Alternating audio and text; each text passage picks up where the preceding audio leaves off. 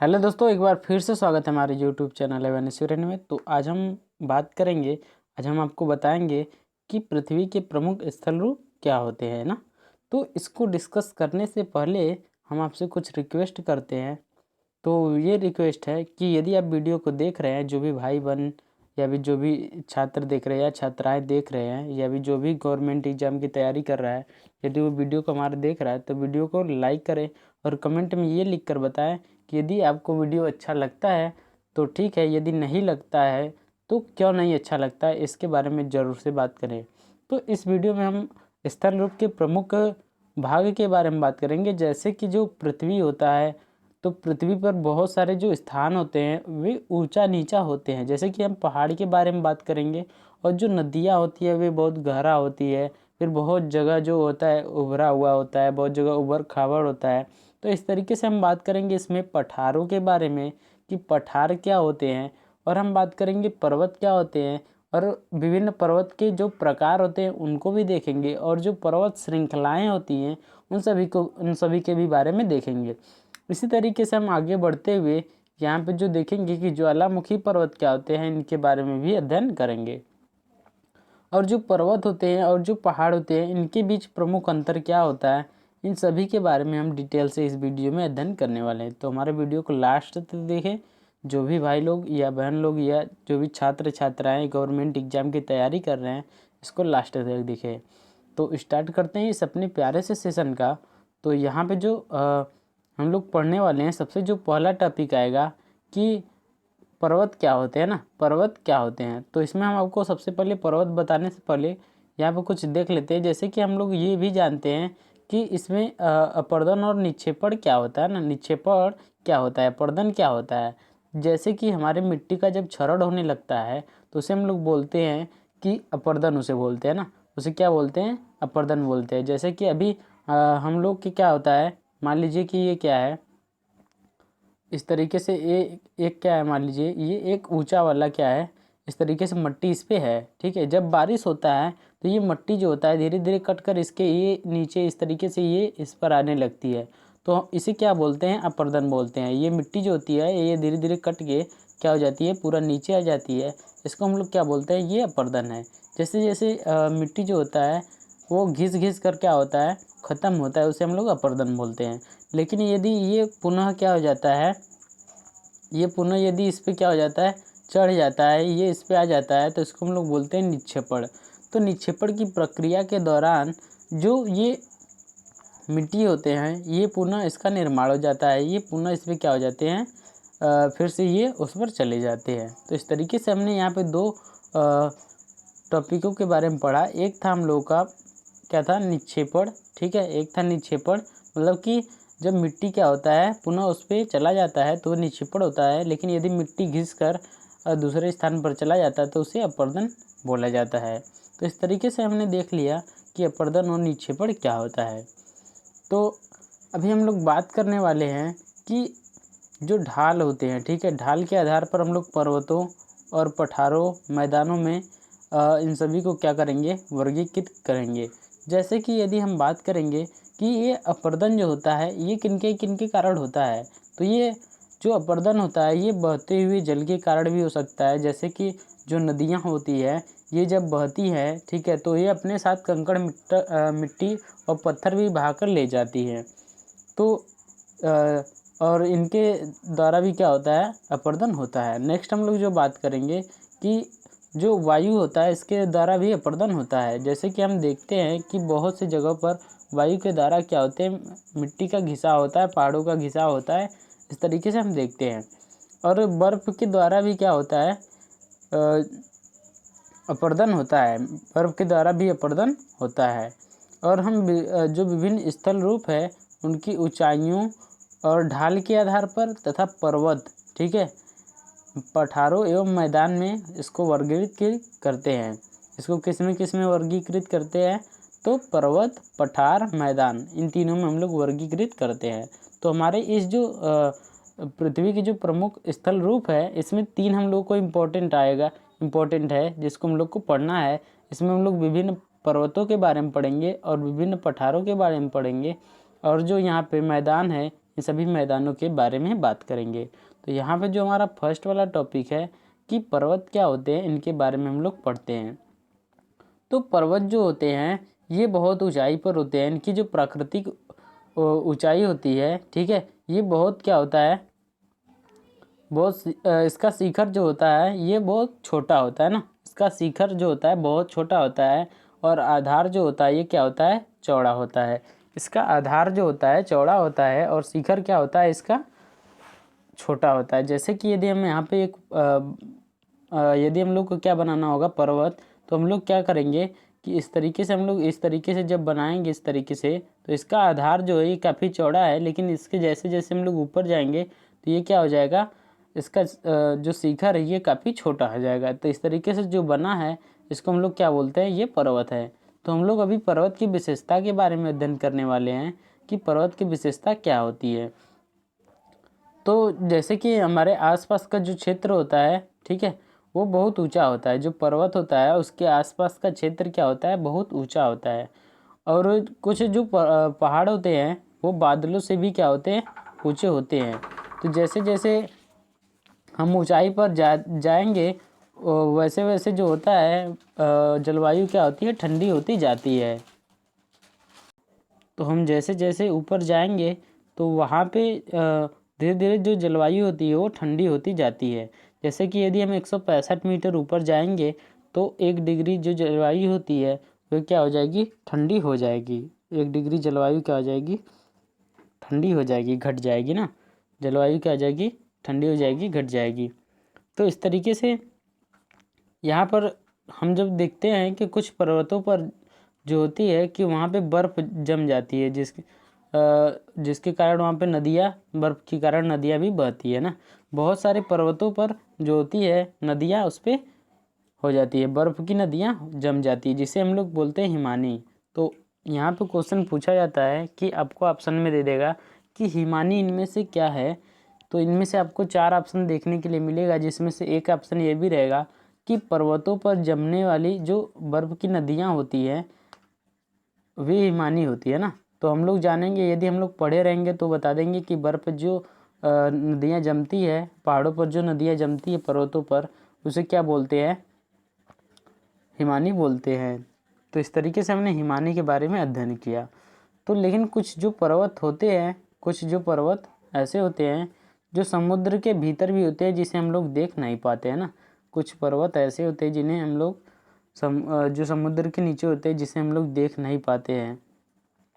अब यदि हम पर्वतीय क्षेत्रों के बारे में बात करें तो पर्वतीय जो क्षेत्र होते हैं इनमें जलवायु ऐसा होने के कारण, मतलब जो कठोर जलवायु होता है पर्वतों का, इसके कारण यहाँ पर बहुत ज़्यादा लोग निवास नहीं करते हैं। मतलब पर्वतों के क्षेत्र पर बहुत ज़्यादा लोग निवास नहीं करते हैं। लेकिन यदि धरातल खाड़ी ढाल वाला होता है, जिसकी जो कृषि होती है वो बहुत कम योग्य होती है कि वहाँ पे कृषि किया जाए। जैसा कि भी हम आपको चित्र में भी दिखाएंगे कि जो ढालों की जो भूमि होती है वो ऐसा होती है कि उस पर पानी नहीं रुक पाता, जिसकी वजह से वहाँ पे कृषि नहीं किया जा सकता है और वहाँ की मिट्टी भी उपजाऊ नहीं होती है। तो इस तरीके से हम आगे बढ़ते हैं इसमें। तो जो पर्वत होते हैं, ठीक है, वे समांतर श्रृंखलाओं के क्रम में होते हैं। जो पर्वत होते हैं वे बहुत समांतर श्रृंखलाओं के रूप में होते हैं। मतलब कि इस तरीके से, फिर यहाँ पे हो गया, फिर ये इस तरीके से, फिर कुछ ऊंचा होता है पर्वत, फिर कुछ नीचा होता है। तो इस तरीके से श्रृंखलाओं के रूप में पर्वत होते हैं। तो जैसे कि हम यहाँ पे कुछ पर्वतों के बारे में बात करेंगे, तो इसमें से हम लोग देखेंगे क्या, हिमालय। तो हिमालय जो है ये एशिया का एक प्रमुख पर्वत है। हिमालय जो है ये एशिया का एक प्रमुख पर्वत है। फिर उसके बाद हम लोग देखेंगे आल्प्स। तो आल्प्स जो है ये यूरोप का एक प्रमुख पर्वत है, आल्प्स पर्वत। इन सभी के बारे में हम लोग इसके अभी मैप में भी इसको देखेंगे और इसको चित्र के माध्यम से भी हम लोग इसको देखेंगे। तथा इसके बाद हम लोग अफ्रीका में एक, ठीक है, दक्षिणी अमेरिका में एक पर्वत है जिसको हम लोग एंडीज पर्वत बोलते हैं। ये कहाँ पर स्थित है, दक्षिण अमेरिका में। तो इस तरीके से आपको इनसे भी क्वेश्चन देखने के लिए मिल जाएगा कि हिमालय पर्वत किस कॉन्टिनेंट पे है या किस महाद्वीप पे है। तो इसमें आपको ऑप्शन मिल जाएंगे एशिया, यूरोप, दक्षिण अमेरिका, उत्तरी अमेरिका। तो इसमें से एशिया इसमें से राइट आंसर हो जाएगा। और यहाँ पे ये भी क्वेश्चन मिलेगा कि एंडीज पर्वत निम्नलिखित में से किस महाद्वीप में स्थित है या किस देश में स्थित है, इस तरीके से मिल सकता है। और पूछ देगा कि अल्पस पर्वत किस द्वीप में है या किस महाद्वीप में है। तो इस तरीके से आपको अच्छे अच्छे क्वेश्चन यहाँ से मिल सकते हैं। तो इन सभी का हम नोट्स बनाते चलिए। जो हिमालय पर्वत है वो एशिया में, और जो अल्पस पर्वत है वो एशिया में, तथा जो एंडीज पर्वत है ये दक्षिण अमेरिका में। ये सब दक्षिण अमेरिका की पर्वत श्रृंखलाएँ हैं। अब पर्वतों की ऊंचाइयों एवं आकार में भिन्नता होती है, जिसके आधार पर हम लोग पर्वतों को तीन प्रकार के पर्वत में विभाजित करते हैं। पर्वत को 3 प्रकार में होता है, मतलब पर्वत 3 प्रकार के होते हैं। अब इसमें से जो फर्स्ट वाला पर्वत है इसको हम लोग बोलते हैं वलित पर्वत। ठीक है, वलित पर्वत। अभी हम लोग डिटेल से इन सभी वलित पर्वत, फिर इसके बाद जो सेकंड वाला आएगा भ्रंशोत पर्वत, फिर इसके बाद ज्वालामुखी पर्वत, इन सभी के बारे में डिटेल से अध्ययन करेंगे। तो यहाँ पे 3 प्रकार के पर्वत होते हैं। कौन कौन? वलित पर्वत, भ्रंशोत पर्वत और एक होता है ज्वालामुखी पर्वत। तो हिमालय तथा जो अल्पस है, ठीक है, जो एशिया और यूरोप में एक पर्वत है जिसको हम लोग बोलते हैं हिमालय, और यूरोप में है और यूरोप में है अल्पस। ठीक है, ये सभी वलित पर्वत के क्या हैं? उदाहरण है। तो यहाँ पे आपको एक क्वेश्चन देखने के लिए मिलेगा कि हिमालय तथा अल्पस पर्वत निम्नलिखित में से किस पर्वत के उदाहरण है। तो यहाँ पे आपको ऑप्शन मिल जाएगा कि भ्रंशोत पर्वत, वलित पर्वत, ज्वालामुखी पर्वत, या इन दोनों में से कोई नहीं, या ये दोनों। ठीक है, इस तरीके से आपको ऑप्शन मिलेगा। तो यदि आपको इसके बारे में पढ़े रहेंगे कि ये किस प्रकार का पर्वत है तो आप इसका आंसर दे सकते हैं। तो हिमालय तथा अल्पस जो पर्वत है ये वलित पर्वत होते हैं। यदि हम वलित पर्वत के बारे में बात करें तो जो वलित पर्वत होते हैं इनकी सतह जो होती है ये उबड़ खाबड़ होती है। इनकी सतह क्या होती है? उबड़ खाबड़ होती है। तथा इनका जो शिखर होता है ये कैसा होता है? शंक्वाकार होता है। जो क्या होते हैं? वलित पर्वत जो होते हैं इनका जो सतह होता है हमेशा उबड़ा खाबड़ा होता है, लेकिन जो इनका शिखर होता है ये कैसा होता है? शंक्वाकार होता है, शंकु के आकार का होता है। जैसे कि उसका जोकर का टोपी होता है, ठीक उसी तरीके से होता है ना, शंकु के आकार का। नेक्स्ट हम लोग यहाँ पे देखते हैं कि जो भारत की, ठीक है, अरावली श्रृंखला है वो विश्व की सबसे पुरानी वलित पर्वत श्रृंखला है। तो यहाँ से भी एक क्वेश्चन मिलता है, यहाँ से भी एक क्वेश्चन बन जाएगा कि विश्व की सबसे पुरानी वलित पर्वत श्रृंखला इनमें से कौन है? इनमें से कौन है? तो उसमें ऑप्शन 1 मिलेगा, ऑप्शन ए वाला मिलेगा, अरावली। ठीक है, तो अरावली जो है ये विश्व की सबसे पुरानी वलित पर्वत श्रृंखला है जो कि भारत में स्थित है। नेक्स्ट हम लोग यहाँ पे देखने वाले हैं कि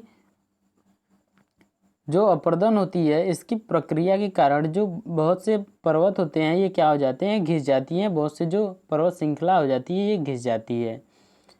तो इनमें से हम लोग और देखेंगे इसमें, तो उत्तरी अमेरिका के अल्पेशियन तथा रूस के यूराल पर्वत। तो हमने आपको इसके पहले जब एक वीडियो बनाया था जिसमें कि हम लोग बात कर रहे थे महाद्वीप के बारे में, तो उसमें हमने देखा था कि जो एशिया और यूरोप को एक पर्वत अलग करती है उसका नाम क्या है? तो वो यूराल पर्वत था।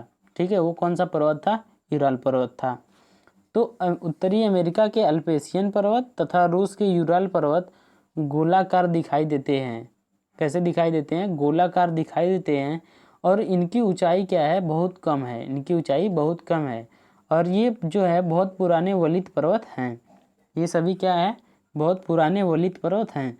तो इसमें ये दोनों भी क्या है? पुराने वलित पर्वत है। उत्तरी अमेरिका में कौन सा स्थित है? अल्पेशियन पर्वत। और जो रूस है इसमें कौन सा पर्वत स्थित है? यूराल पर्वत, जो कि एशिया और यूरोप को अलग करता है।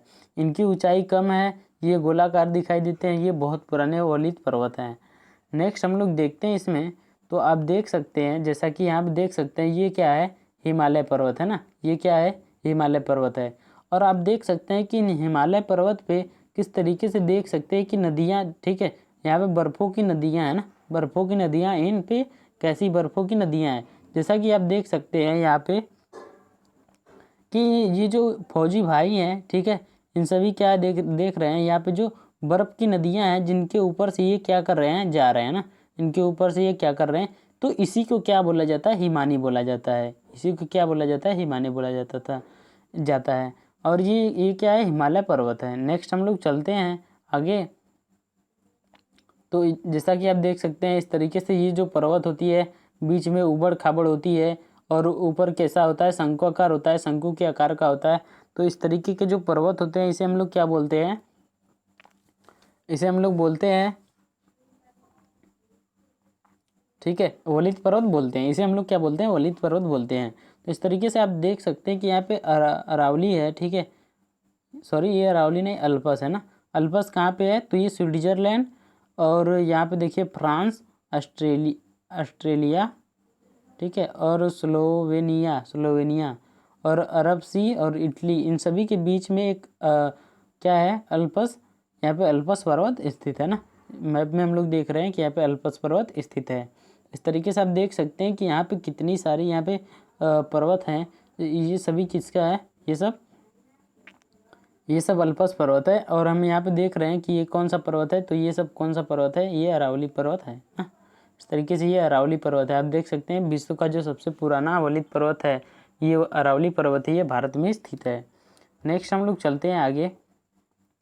तो यहाँ पे क्या देखते हैं कि जो एंडीज पर्वत है, ठीक है, साउथ अमेरिका, उत्तरी अमेरिका में, देखिए दक्षिणी अमेरिका में ये जो इंडीज पर्वत है, अभी तो इंडीज पर्वत के बारे में हम बात करेंगे।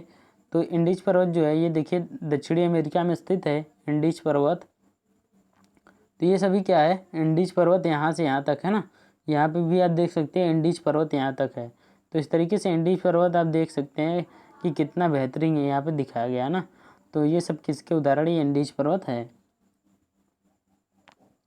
नेक्स्ट हम लोग चलते हैं। तो यहाँ पे ये देख सकते हैं अल्पेशियन सी, ठीक है, ये क्या है, अल्पेशियन सी है, यूनाइटेड स्टेट, यहाँ पे कनाडा। तो उत्तरी अमेरिका में कौन सा स्थित है, उत्तरी अमेरिका में अल्पेशियन सी। रूस में कौन सा स्थित है, यूराल पर्वत, ठीक है। तो ये सभी क्या हो गए, वलित पर्वत हो जाते हैं। नेक्स्ट हम लोग चलते हैं। तो यहाँ पे देख सकते हैं जैसा कि आप अभी हम लोग आगे पढ़ेंगे कि ज्वालामुखी पर्वत। तो यहाँ पे देख सकते हैं आप ज्वालामुखी पर्वत, यहाँ पे, फिर यहाँ पे, तो एक आपको जापान का फ्यूजियामा और एक और मिल जाएगा, ठीक है। इस तरीके से आप देख सकते हैं ये सब क्या है, ज्वालामुखी पर्वत है। तो यूरोप में आप देख सकते हैं ये एशिया है और ये क्या है, यूरोप है। तो एशिया और यूरोप को देख सकते हैं यहाँ पे यूराल पर्वत, यूराल माउंटेन्स के द्वारा इसको अलग किया जा रहा है। ये क्या है, यूराल माउंटेन है, ये यूराल माउंटेन है। नेक्स्ट अभी हम लोग बात करने वाले हैं। इस तरीके से आप देख सकते हैं यहाँ पे क्या है, ज्वालामुखी, यहाँ पे ज्वालामुखी पर्वत है ना। यहाँ पे मैग्मा इसमें से कुछ धातुएं निकलती है। तो अभी हम लोग बात करने वाले हैं कि ज्वालामुखी पर्वत क्या होते हैं ना, ज्वालामुखी पर्वत क्या होते हैं। तो जो ज्वालामुखी पर्वत होते हैं तो मतलब कि एक तरीके से कह ले तो ज्वालामुखी से बने होते हैं ना। ज्वालामुखी से जब निकलता है तो उसके द्वारा जब धीरे धीरे उसमें से जो निकलता है मैग्मा, ठीक है, उस तरीके से धीरे धीरे बनता है। जैसा कि आप यहाँ पे देख सकते हैं इसमें से कुछ ऐसे पदार्थ निकल रहा है, इधर से धातु निकलता है, बहुत सारी वस्तु इधर से निकलती हैं। तो इस तरीके से आप देख सकते हैं कि यहाँ पे एक ज्वालामुखी पर्वत है। तो इस तरीके से हम देखेंगे यहाँ पे कि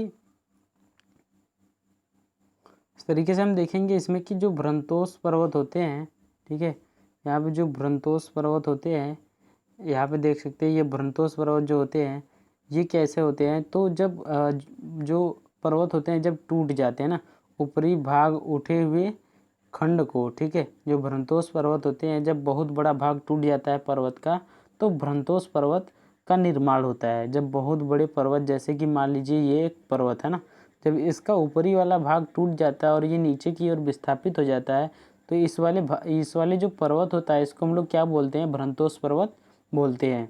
मतलब एक जब बहुत बड़ा पर्वत टूट जाता है और ये दूसरी जगह पर विस्थापित हो जाता है तो इस तरह वाले पर्वत को हम लोग क्या बोलते हैं, भ्रंतोस पर्वत बोलते हैं।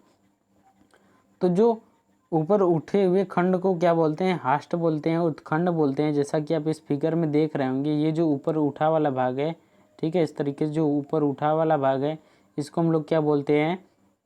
तो हास्ट बोलते हैं। तथा जो नीचे धंसा वाला भाग होता है, इसे द्रोणिका या तो क्या बोलते हैं हम लोग? उत्खंड बोलते हैं ना। इसको द्रोणिका या तो हम लोग क्या बोलते हैं? गाब्रेन बोलते हैं। इसको गाब्रेन बोलते हैं। अब यूरोप की जो राइन घाटी है, यूरोप की राइन घाटी तथा वाजेस पर्वत इस तरह के पर्वत के उदाहरण है। इसमें हम लोग आगे बात करेंगे ज्वालामुखी पर्वत के बारे में कि ज्वालामुखी पर्वत क्या होते हैं ना। ज्वालामुखी पर्वत भी होते हैं जो ज्वालामुखी के द्वारा बनते हैं। तो ज्वालामुखी पर्वत में हम लोग अफ्रीका के माउंट किलिमंजारो के बारे में बात करेंगे तथा जापान के फ्यूजियामा के बारे में बात करेंगे। तो अफ्रीका में एक पाया जाता है ज्वालामुखी पर्वत, जिसे हम लोग किलिमंजारो बोलते हैं ना, किलिमंजारो।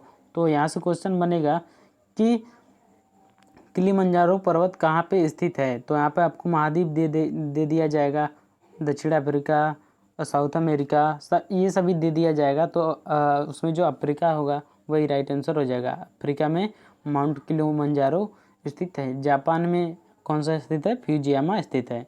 ये सभी क्या होते हैं? ये सभी ये सभी ज्वालामुखी पर्वत के उदाहरण है। तो आगे हम बात करते हैं कि ये जो पर्वत होते हैं ये कैसे, मतलब हमारे लिए कैसे लाभदायक होते हैं ना। तो जो पर्वत होते हैं ये बहुत लाभदायक होते हैं, जो पर्वत होते हैं ये जल का संग्राहक होते हैं। मतलब कि हम देखते हैं कि बहुत सारे पर्वतों से, जैसे कि हिमालय पर्वत से जो बहुत सारी नदियाँ निकलती हैं, उधर से आती है। हिमानी जो होता है वो पिघलता है और जलाशयों में परिवर्तन होता है, और जलाशय धीरे धीरे नदियों में आता है, नदियों से फिर तालाबों में, नहरों से फिर बहुत सारे सिंचाई किए जाते हैं, बिजलियाँ बनाई जाती है, उत्पादन की क्रिया किए जाते हैं, कृषि के लिए उपयुक्त हो जाती है।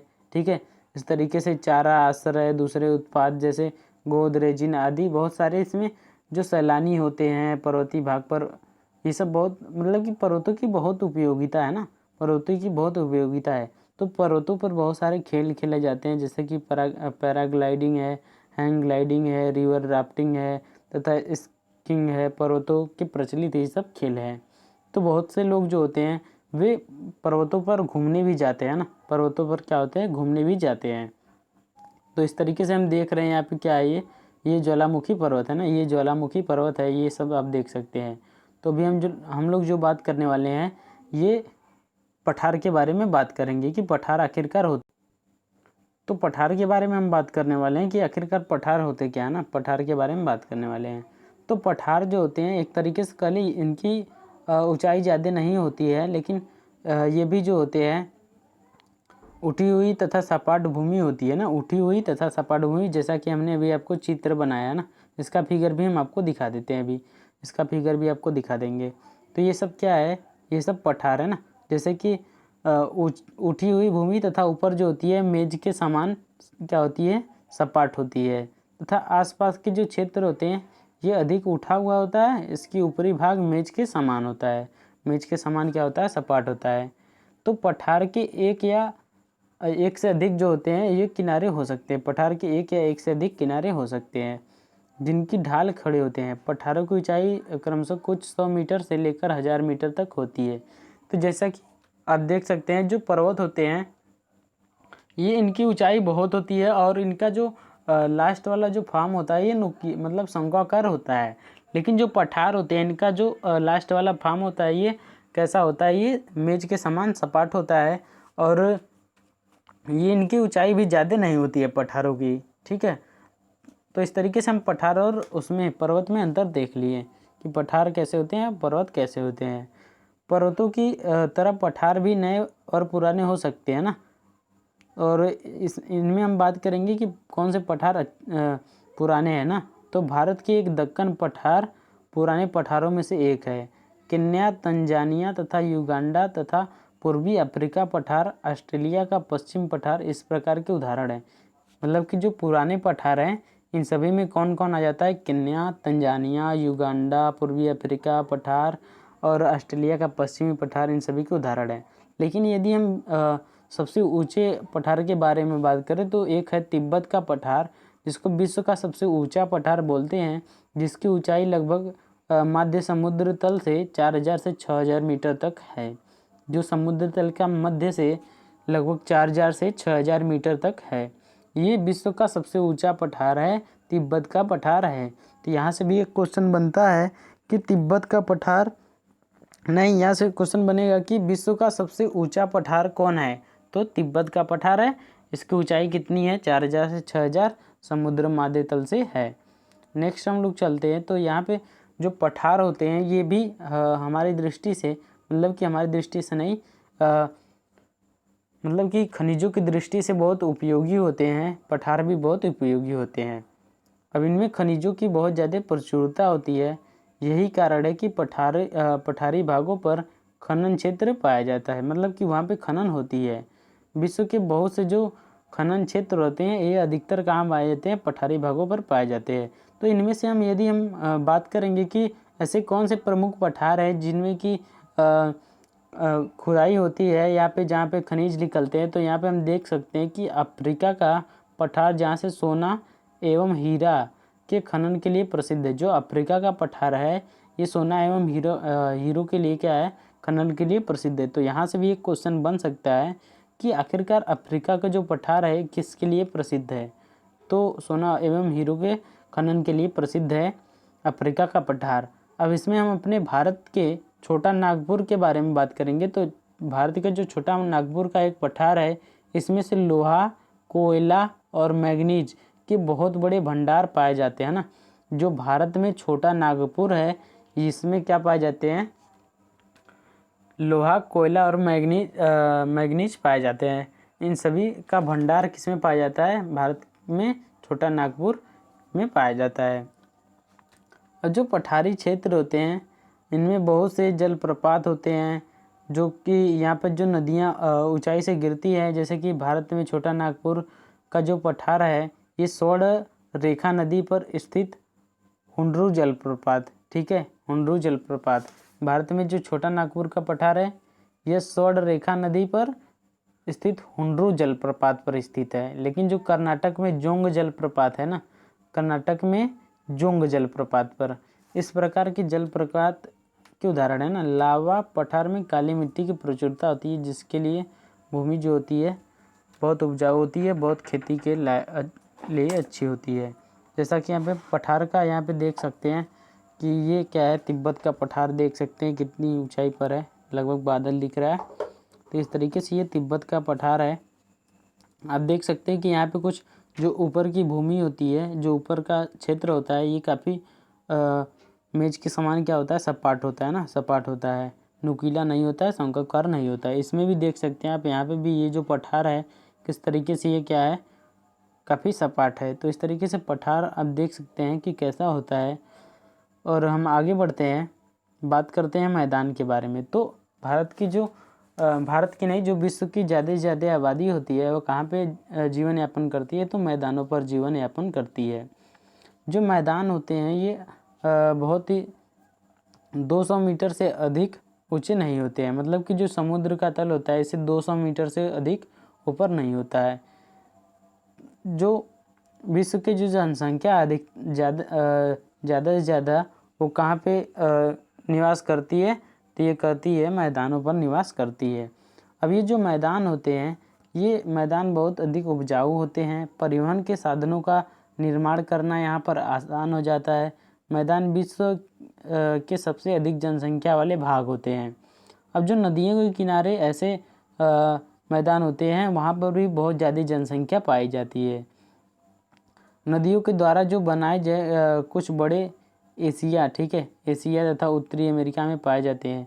एशिया में स्थित यदि हम बात करें अपने भारत के बारे में, तो यहाँ पे गंगा एवं ब्रह्मपुत्र का मैदान है, जहाँ से, ठीक है, मैदान तथा चीन के यांगत्से के नदी का मैदान प्रमुख उदाहरण है। मतलब कि जहाँ हमारे एशिया में जो भारत है, ठीक है, इसमें गंगा तथा ब्रह्मपुत्र का जो मैदान है यहाँ पे भी बहुत अधिक जनसंख्या निवास करती है, तथा चीन और यांगत्से नदी का मैदान यहाँ पे भी बहुत ज़्यादा जनसंख्या निवास करती है। जो मनुष्य होते हैं, ठीक है, उनके लिए ये मैदान बहुत क्या होते हैं, उपयोगी सिद्ध होते हैं। जनसंख्या बहुत अधिक होती है मैदानों पर। क्योंकि यहाँ पर जो मकान होते हैं इन्हें बनाने में आसानी होती है। खेती के लिए समतल भूमि की प्रचुरता होती है, उपजाऊ मिट्टी होती है। इन सभी के कारण जो मैदान होते हैं ये क्या होते हैं, उपजाऊ होते हैं। जैसा कि आप देख सकते हैं मैदानों पर इन महिलाओं द्वारा या इन लोगों द्वारा देखिए कैसे खेती की जा रही है। इस तरीके से यहाँ पर उपजाऊ भूमि होती है और यहाँ पर खेती करना आसान होता है। और यहाँ पे जो खेती कर जो भी होता है उपज, इसको साधन के द्वारा दूसरी जगह भी भेजना आसान होता है। इस तरीके से मैदान के बारे में हमने डिटेल से अध्ययन किया। अब स्थल रूप एवं लोग के बारे में लोग अध्ययन करेंगे। तो यहाँ पे स्थल रूपों की भिन्नता के अनुरूप मानव विभिन्न प्रकार के जीवन यापन करते हैं ना। मानव क्या होते हैं, विभिन्न प्रकार के जीवन यापन करते हैं। तो इनमें बहुत से लोग जो होते हैं साधन, जैसे कि जैसे जैसे हमारा साधन बढ़ता गया वैसे वैसे जो मनुष्य हैं, ठीक है, वह पर्यावरण को क्षति पहुंचाते चले जा रहे हैं। तो जो पर्वतीय और जो मैदानी क्षेत्र है इनमें मैदानों पर जीवन यापन करना काफ़ी सरल होता है, ठीक है, इनमें जीवन यापन करना काफ़ी सरल होता है। मैदानों पर फसलें तथा घर बनाना, सड़कें बनाना, ये सब बहुत क्या होता है, आसान होता है। मैदानों पर बहुत सारे ये सब करना आसान होता है। लेकिन जैसे जैसे साधन की व्यवस्था बढ़ती जा रही है, जैसे जैसे कार्बन डाइऑक्साइड बढ़ रहा है, वैसे वैसे जो भूमंडलीय तापन है ये भी काफ़ी बढ़ रहा है ना, ये भी काफ़ी बढ़ रहा है। जिसका हम लोग अभी ये एग्जाम्पल देख सकते हैं कि बारिश समय पे नहीं होती है। जब पहले के समय में बारिश अच्छे समय पर होती थी और ठंडी भी समय पर नहीं पड़ता है। लेकिन गर्मी जो भूमंडलीय तापन के कारण गर्मी लगभग 3-4 महीने पड़ता था, लेकिन लगभग 6-7 महीने पड़ता है गर्मी, 6-7 महीने पड़ता है। तो इस तरीके से भूमंडलीय तापन CO2 के कारण भूमंडलीय तापन होता है। इसमें बहुत कुछ प्राकृतिक आपदाएं भी होती है, जैसे कि भूकंप, ज्वालामुखी, उद्गार तथा तूफान या बाढ़ बहुत विनाश कर देते हैं।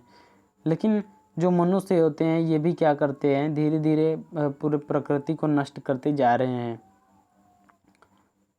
तो यहाँ पे जैसे कि हम देख सकते हैं मनुष्य पृथ्वी पर, तो पृथ्वी पर, लेकिन यहाँ पे जो जल होते हैं इनमें भी क्या करते हैं, इन्हें गंदा कर देते हैं, इनको दूषित कर देते हैं। जैसा कि इनके अंदर रहने वाले जो जीव जंतु जो जीव होते हैं वो क्या होते हैं, मर जाते हैं ना। इस तरीके से वे क्या होते हैं, मर जाते हैं। तो इस तरीके से आप पर्यावरण को सुरक्षित बनाएं, जैसे कि स्वच्छ भारत मिशन का यहाँ पे एक स्टार्ट किया गया है। तो यहाँ पे आपको देख के बताना है कि किनका जीवन कैसा होगा। जैसे कि यहाँ पे जो मरुस्थली, मतलब कि यहाँ पे जो रेगिस्तान वाला क्षेत्र है, फिर यहाँ पे नदी के तट वाला क्षेत्र है, फिर यहाँ पे जो ये लोग अपना क्या कर रहे हैं, प्रदर्शन कर रहे हैं 3rd नंबर वाले पे। फिर यहाँ पे जंगली जीवन कैसा होगा। फिर इसके बाद हम लोग बात करेंगे जो ये पहाड़ी की तरह घर बना है और ये ढलानों पर खेती जो हो रही है। इस तरीके से देख सकते हैं आप, धीरे धीरे जो ये पहाड़ है इस पर घर बनाया गया है और यहाँ पे कुछ लोग समुद्रों में तैराकी कर रहे हैं। और यहाँ पे देख सकते हैं पहाड़ों पर यहाँ पे क्या हो रहा है, गायों को चराया जा रहा है, भेड़ों को चराया जा रहा है। और यहाँ पे जो बर्फ़ है, हिमानी है, ठीक है, इस तरीके का है, कुछ बर्फ़ पड़ा है। इस तरीके पर लोग कैसे जीवन यापन करते हैं, तो इन सभी के बारे में आपको अपना अनुभव बताना है ना। तो यहाँ पे हम क्वेश्चन आंसर के बारे में बात करेंगे। तो पृथ्वी के प्रमुख स्थल रूप कौन कौन से हैं, तो पहाड़ हो जाएगा, फिर इसमें पर्वत हो जाएंगे, मैदान, पठार, ये सब क्या है, स्थल रूप है, प्रमुख स्थल रूप है। अब इस सेकंड वाले क्वेश्चन पे हम लोग चलते हैं। तो इसमें क्या हो जाएगा, पर्वत एवं पठार में क्या अंतर है। तो पर्वत जो होते हैं बहुत ऊंचे होते हैं, पठार उतने ऊंचे नहीं होते हैं। पर्वत के जो लास्ट वाला भाग होता है वो शंक्वाकार होता है, लेकिन जो पठार होता है ये सपाट होता है। पठारों से क्या होता है, खनिज निकाला जाता है, ये महत्वपूर्ण होते हैं। पर्वत से क्या होता है, वहाँ पे हिमानी जम जाता है, उससे नदियाँ होती है, नदियाँ बहती हैं, ठीक है। इस तरीके से हम पर्वत एवं पठार में अंतर देख चुके हैं। अब पर्वत के विभिन्न प्रकार कौन कौन से हैं, तो इसमें आपको देखने के लिए मिल जाएगा वलित पर्वत, जो कि शुरुआत में उबड़ खाबड़ तथा लास्ट में जाके शंक्वाकार हो जाता है। और भ्रंतोस पर्वत, जो कि एक बहुत बड़ा पर्वत जब टूट के वो विस्थापित हो जाता है उसका ऊपर वाला भाग, तो उसे भ्रंतोस पर्वत बोला जाता है। नेक्स्ट ज्वालामुखी, तो ज्वालामुखी द्वारा जो पर्वत बनता है उसे ज्वालामुखी पर्वत बोला जाता है। जैसे कि हमने बात किया था जापान के फुजियामा के बारे में और अफ्रीका के किलिमंजारो के बारे में, ठीक है। तो इस तरीके से जो होता है पर्वत, इन सभी के प्रकार हमने 3 प्रकार से देखा था। अब मनुष्य के लिए पर्वत किस प्रकार उपयोगी है, तो यहाँ पे जो नदियाँ बनती, हिमानियाँ बनती है, जल के माध्यम से धीरे धीरे नदियों में आती है, नदियों से नहरों में, नहरों से इसके लिए सिंचाई का प्रयोग किया जाता है, ये इसके द्वारा बिजली बनाया जाता है। इस तरीके से जो पर्वत होते हैं ये काफ़ी उपयोगी होते हैं। फिर मैदानों का निर्माण किस प्रकार होता है, तो जब नदियाँ धीरे धीरे आती हैं तो नदियाँ अपने साथ मिट्टी लेकर आती हैं और मिट्टी के द्वारा ही धीरे धीरे मैदानों का निर्माण होता है।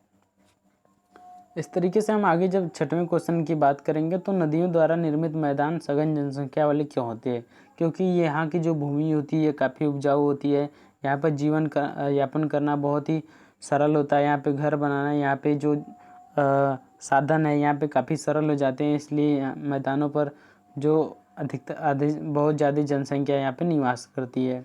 पर्वतों में जनसंख्या कम होती है क्या, तो पर्वतों पे काफ़ी कठोर जलवायु होता है, जिसके कारण वहाँ पे जीवन यापन करना काफ़ी कठिन होता है। इस तरीके से हम जब यहाँ पे बहुविकल्पी क्वेश्चन के बारे में बात करेंगे तो यहाँ पे पर्वत पठारों से भिन्न होते हैं, पर्वत पठारों से भिन्न होते हैं क्या, तो इनमें जो ऊंचाई होती है ये पर्वत और पठारों से भिन्न होती है ना, मतलब कि पर्वत की ऊंचाई ज़्यादा होती है, पठारों की ऊंचाई कम होती है। हिमानी के बारे में बात करेंगे तो हिमानी कहाँ पे पाई जाती है, तो ये पर्वतों पर पाई जाती है। दक्कन का पठार कहाँ पे स्थित है, तो दक्कन का पठार कहाँ पे स्थित है, ये भारत में स्थित है ना, दक्कन का पठार भारत में स्थित है। उसके बाद 4th वाला क्वेश्चन पे हम लोग देखेंगे यांगत्से नदी कहाँ पर बहती है, तो यहाँ पे 3 ऑप्शन आपको देखने के लिए मिलेगा, दक्षिण अमेरिका, ऑस्ट्रेलिया, चीन। तो चीन में क्या बहती है, चीन में यांगत्से नदी बहती है। इस तरीके से हम राइट आंसर पर टिक लगा दे रहे हैं, ठीक है। ऊंचाई इसका वाला हो जाएगा ऊंचाई। और हिमानी कहाँ पाई जाती है, तो पर्वतों पर पाई जाती है। दक्कन का पठार कहाँ पे है, तो भारत पे है। यांगत्से नदी कहाँ पे है, तो ये चीन में है। यूरोप की एक महत्वपूर्ण पर्वत श्रृंखला क्या है, तो यहाँ पे जो यूरोप की जो आर्वत, ठीक है, अल्पस, ठीक है, जो अल्पस है यही क्या है, यही इम्पोर्टेंट है ना, यही महत्वपूर्ण पर्वत श्रृंखला है। नेक्स्ट वाले पे हम लोग चलते हैं। तो यहाँ पे खाली स्थान की पूर्ति करना है। समतल भूमि वाले विस्तृत क्षेत्र को क्या कहते हैं, तो समतल भूमि वाले विस्तृत क्षेत्र को मैदान कहते हैं। हिमालय एवं अल्पस पर्वत किसके उदाहरण है, तो वलित पर्वत के उदाहरण हैं। तो क्षेत्रों में खनिज की प्रचुरता होती है, किस क्षेत्रों में खनिज की प्रचुरता होती है, तो पठारों पर होती है। किस पे होती है, पठारों पर होती है। अब पर्वतों का क्रम है, तो पर्वतों का क्रम उसमें हो जाएगा वलित पर्वत, बृहस्पति पर्वत, फिर उसके बाद एक आ जाएगा ज्वालामुखी पर्वत। नेक्स्ट उसके बाद हम लोग बात करेंगे क्षेत्र कृषि के लिए सबसे अधिक उत्पादन क्षेत्र होते हैं, तो जो मैदान वाले क्षेत्र होते हैं ये कृषि के लिए सबसे अधिक उत्पादन वाले क्षेत्र होते हैं। तो यदि वीडियो अच्छा लगे तो वीडियो को लाइक, शेयर और चैनल को सब्सक्राइब करना ना भूलें। Thank you so much for watching my video. धन्यवाद।